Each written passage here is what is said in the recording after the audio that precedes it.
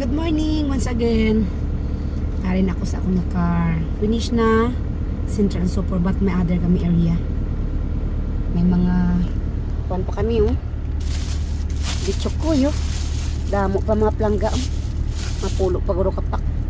But experience naman today damo ka gid experience basta panukot ka. Ginahimo mong tanan to be patient, but sometimes hindi. Kani kagina ginapray ko gid na magbayad siya, kay pag hindi siya nagbadwakwakan ko na gid. Dugay na ng utang during COVID time pa na. Ang hindi bla nami kay kung magsukot ka, doon siya kakita.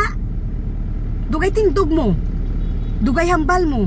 So kung may ginaistorya sa doon siya kakita, asa lang siya maglakat. So natanda ko sa permi.